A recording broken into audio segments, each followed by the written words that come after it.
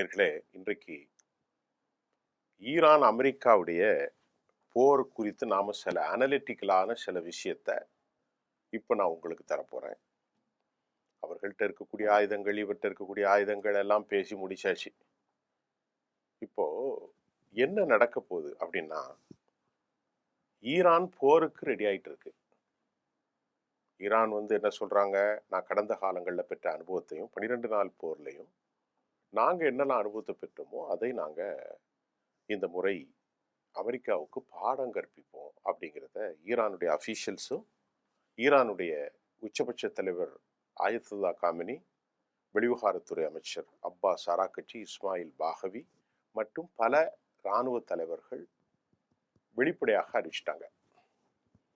இப்ப ஈரானுக்கும் அமெரிக்காவுக்கும் மோதல் தொடங்கிய நிலையில் அமெரிக்கா கிட்டத்தட்ட ஒரு 8க்கு மேற்பட்ட கப்பல்கள், அப்ரஹாம் லிங்கன், ஹரி ட்ரூமன், இன்னும் பல பேர்கள் இருக்கிறது, உள்பட 8 கப்பல்கள், அவ்வளவுமே நாசகார கப்பல்கள், உலகத்தினுடைய ஒரு பகுதியை உள்ளாக்கி கொண்ட அந்த கப்பல்களும் அமெரிக்காவுடைய போர் வல்லமையும் நாம மறுக்க முடியாது. அமெரிக்காவுடைய இராணுவ படைகள், அமெரிக்காவுடைய ஏவுகணை, அமெரிக்காவுடைய ரிடார் சிஸ்டம், அமெரிக்காவுடைய ட்ரோன் சிஸ்டம், அமெரிக்காவுடைய கண்காணிப்பு கேமராக்கள், சர்வைலன், எலக்ட்ரானிக்ஸ் வார்ஃபர், மிசைல், ஹைப்பர்சோனிக் எல்லாமே அமெரிக்காவுக்கு நிகர் உலகத்தில் யாரும் இல்லை. அனைத்தையும் உள்ளடக்கிய ஒரு பேக்கேஜ் தான் ஆப்ரஹாம் லிங்கன். ஆப்ரஹாம் லிங்கனும் நிக்குது. அங்கங்க தள்ளி பல கடல் பிராந்தியங்கள்ல 8க்கு மேற்பட்ட கப்பல்கள் சிக்னலுக்காக வெயிட் பண்ணுகிறது. இவர்கள் அழைத்த போது அவர்கள் பணியை ஆரம்பிப்பார்கள். இது ஒண்ணு. அப்ப நம்ம என்ன முடிவுக்கு வர்றோம்?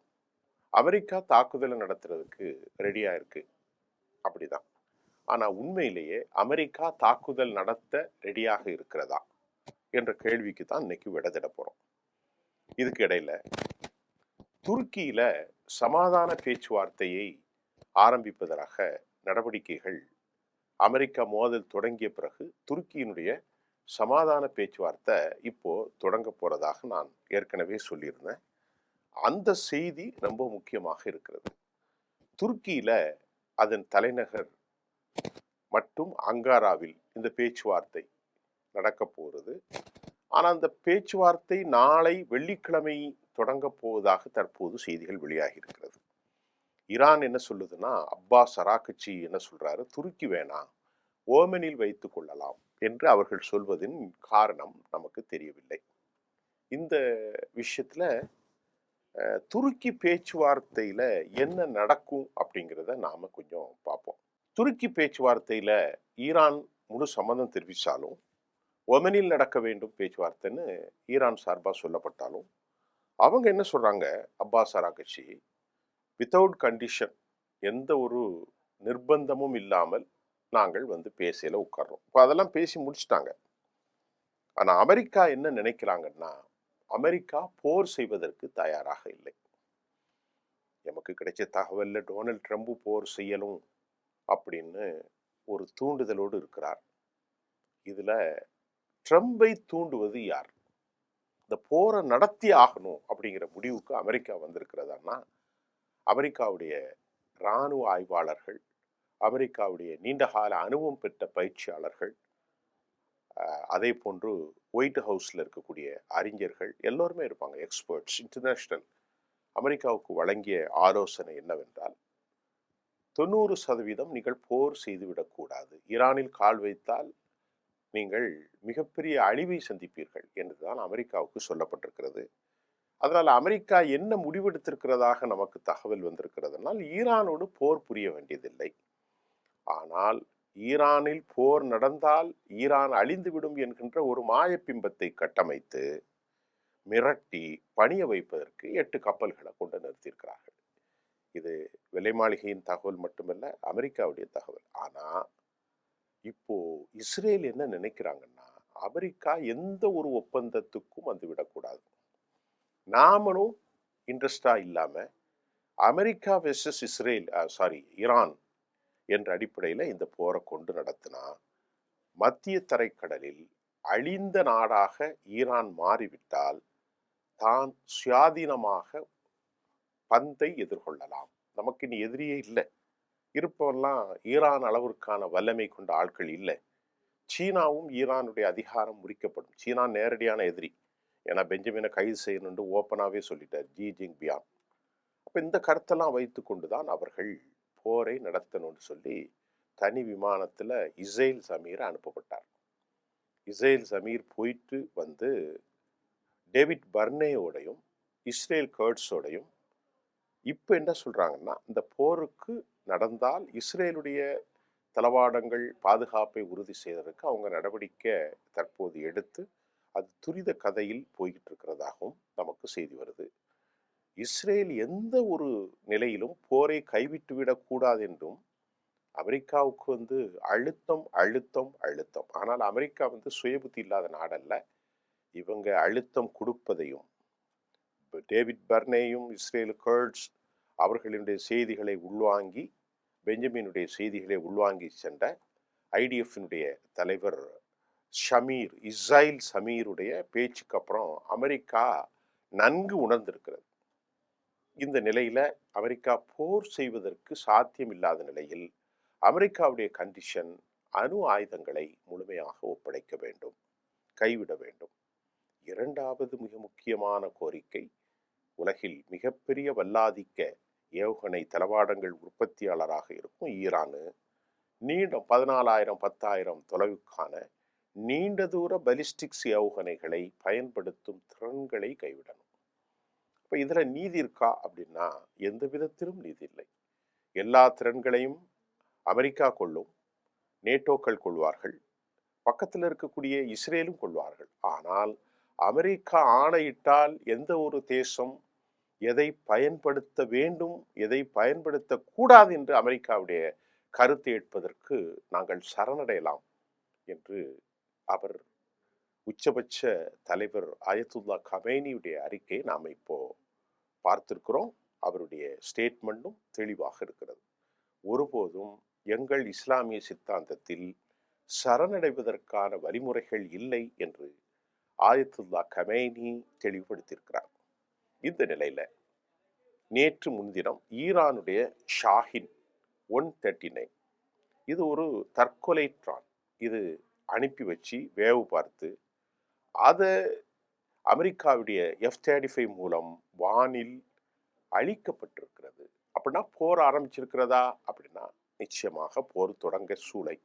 மத்திய கிழக்குல மிகப்பெரிய அளவிலான பதட்டம் தொற்றிக்கொள்ளும் வகையில இது அமைஞ்சிருக்கிறது அப்படிங்கிறது குறிப்பிடத்தக்கது. ஆகவே சமாதானம் என்பது கானல் நீராக அமைந்திருக்கிறதா என்ற கேள்வியும் நமக்கு எழத்தான் செய்யும். ஒரு பக்கம் பேச்சுன்னு சொல்றீங்க, ஒரு பக்கம் சமாதானத்துக்கான நட்பு. இதுக்கு இடையில ஏன் இந்த ஷஹீத் 139 சுட்டு வீழ்த்தப்பட்டது என்றால் இது ஒரு உளவு தகவல்களை பெற்றுக்கொள்வதற்கு. ஏனென்று சொன்னால் அந்த கருவிகளை அணைத்து அது எங்க நிற்கிறது என்று தெரியாமல் இருக்கிற போது உளவு தகவல்களை பெற்றுக்கொள்வதற்கு ஈரான் இராணுவம் இதை அனுப்பியது. அது ரொம்ப கவனமாக அந்த ஷஹீத் ஷஹீத் 139 இலக்கை கண்டுபிடித்து விட்டாச்சு அப்படின்னு சொல்றாங்க. ஆனால் அது ஒரு தற்கொலை ட்ரோனாக இருந்தாலும் அதை அழித்தாலும் நாங்கள் அந்த ஷஹீத் 139 ரிசீவரின் மூலம் ரிமோட்டின் மூலம் செய்திகளை பெற்றுக்கொண்டோம் என்று ஈரான் அறிவிச்சிட்டாங்க. இப்போ நம்ம பார்த்தா IRGC unit, IRGC Islamic revolutionary கார்டன் கேஃப் ஹெர்மூஸ் பகுதியில் அமெரிக்காவுடைய ஆயில் கப்பலை கைது செய்தார்கள். அதுல ரொம்ப பெரிய ஆயில் கப்பல் தான் அது. இப்ப ஹெர்மூஸ் நேற்று வந்து ஷஹீத் 139 மட்டும் இல்ல, ஹெர்மூஸ் வளைகுடாவில் அமெரிக்காவினுடைய மிகப்பெரிய ஆயில் கப்பல் அதை பிடிப்பதற்கு ஐஆர்ஜிசியும் மற்றும் துரத்தி அமெரிக்க ஆயில் கப்பலை கைது செய்த பின்னர் 2 தரப்பும் பேச்சுவார்த்தை நடத்தி இப்ப பாருங்க துருக்கியில பேச்சுவார்த்தை நடக்கு. இந்த இணக்கமான சூழ்நிலையில் கப்பல் விடுதலை செய்யப்பட்டிருக்கிறது. இந்த தகவலையும் நாம் பார்க்கிறோம்.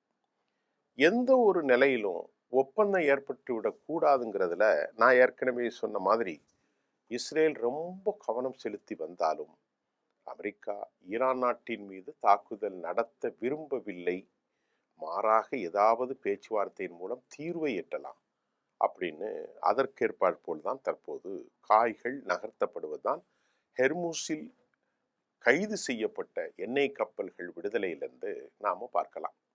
இந்த 12 நாட்கள் போரின் போது ஏற்பட்ட இழப்புகளை அமெரிக்கா மூலம் ஈடு செஞ்சிடணும் அப்படின்னு இஸ்ரேல் திட்டம் தீட்டி வருவதாக. எனவே ஈரானை பற்றி தவறான செய்திகளை யூதர்கள் பரப்பி வருவதை நாம் கவனத்தில் எடுத்துக்கொள்ள வேண்டும். ஈரான் நாட்டில் இதற்கிடையில பல்வேறு பகுதியில் 8க்கு மேற்பட்ட இடங்களில் தீப்பிடித்தல் மற்றும் குண்டுவெடிப்பு தெஹ்ரானின் தெற்கு பகுதியிலும் நடைபெற்றிருக்கிறது. இதுக்கு என்ன காரணம் அப்படின்னு பார்த்தா, ஈரான் நாட்டில் நடந்த சதி செயல்கள் அனைத்திற்கும் சிஐஏ மற்றும் மொசாத் என்று உச்சபட்ச தலைவர்கள் அறிவித்திருக்கிறார்கள். இப்ப தற்போது வரை தெஹ்ரான் அருகிலே புகை மண்டலமாக இருக்கிறது. பல்வேறு குண்டுவெடிப்புகளும் 15க்கு மேற்பட்டவர்களும் கொல்லப்பட்ட நிலையில் இந்த பின்னணி தற்போது என்ன என்பதையும் சில விஷயங்களை நாம பார்க்கணும். பந்தர் அப்பாஸ் துறைமுகம் உள்பட ஏற்கனவே நாம பார்த்தோம், பல பகுதிகளில் குண்டுவெடிப்பு நடைபெற்ற நிலையில இதனை ஈரான் அரசு மறு உருவாக்கம் செய்து கேஸ் சிலிண்டர் வெடிப்பு என்று கூறி சமாதானம் செய்தாலும் உண்மையிலே இது மேற்கத்திய நாடுகளின் சதியாக இருக்கும் வாய்ப்பு என செய்திகள் தற்போது குறிப்பிடத்தக்கது. அதாவது இஸ்ரேல் இராணுவம் பந்தர் அப்பாஸில் குண்டு வெடித்தவுடன் தனக்கும் இதற்கும் எந்த சம்பந்தமும் இல்லை என உடனடியாக மறுப்பு அறிக்கை வெளியிட ஒரு காரணம்.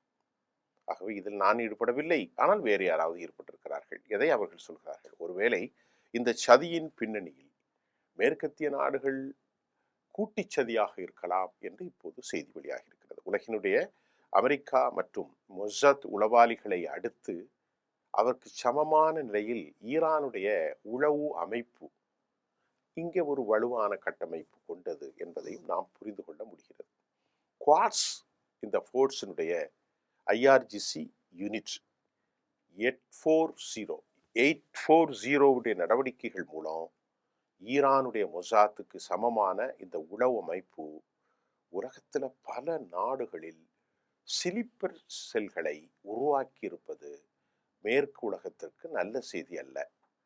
பிரித்தானிய நாட்டில் பல்வேறு பகுதிகளில் இந்த ஸ்லீப்பர் செல்கள் சதித்திட்டத்தை அரங்கேற்றம் செய்து வருவதும், ஏராளமான ஐஆர்ஜிசியினுடைய 840 ஸ்லீப்பர் செல்கள் பிரித்தானியாவிலிருந்து கைது செய்யப்பட்டுவதும் சிறையில் அடைக்கப்பட்டிருப்பதும், ஈரானுடைய பத்திரிகையாளர்கள் 2 பேர் படுகொலை செய்யப்பட்டதும் இந்த தொடர்குண்டு வெடிப்பின் காரணமாக வரும் காலங்களில் யூரோப் மற்றும் பல்வேறு நாடுகளில் ஆபத்தான சூழ்நிலை குவாட்ஸ் ஃபோர்ஸின் மூலம் ஏற்படும் என்பதை நாம் கணக்கில் எடுத்துக்கொள்ள வேண்டும். இதற்கிடையில சீன உளவுத்துறை கப்பல்கள் இந்திய பெருங்கடலில் அமெரிக்காவினுடைய விமான தாங்கி கப்பலான யுஎஸ்எஸ் லிங்கன் அருகே சென்றதாகவும் தகவல்கள் தெரிவிக்கின்றன.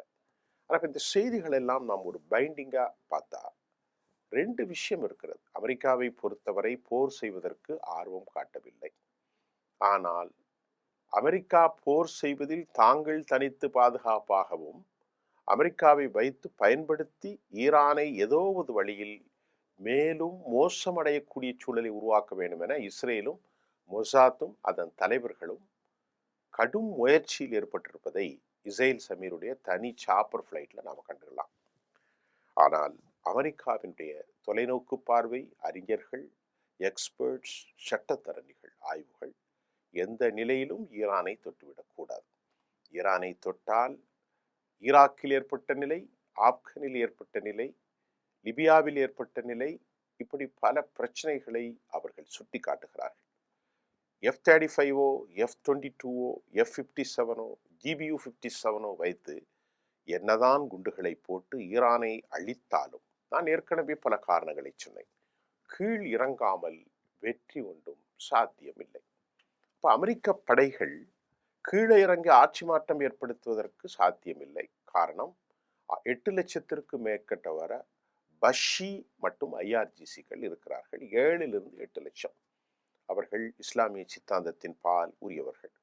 ஒரு கால் F-35 மூலம் அமெரிக்கா அடித்து துவம்சம் செய்து உள்ளே இறங்கினால் அமெரிக்கா எதுவையும் மிச்சப்படுத்த முடியாது. ஏனென்றால் ஹிஸ்புல்லாக்கள், ஹூதிக்கள், அதே போன்று ஹிஸ்புல்லாவுடைய ஈராக் பிரிவு, அவர்கள் மிக மோசமான தற்கொலை படைகள். 2,68,000 மேற்பட்ட படைகளை கொண்டவர்கள், உள்நாட்டு ஜிஹாதிகள்.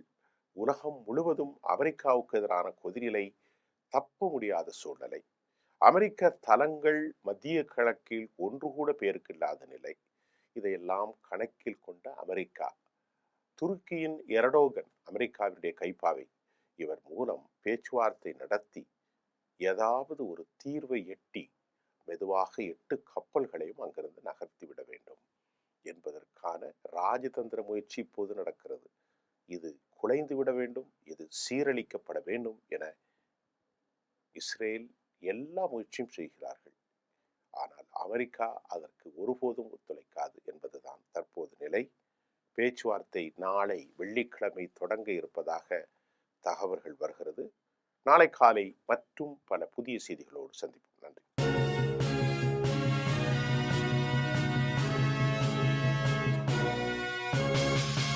உடனுக்குடன் அப்டேட் தெரிந்து கொள்ள ஜெம் டிவி தமிழ் ஆப்பை இன்ஸ்டால் செய்யவும்.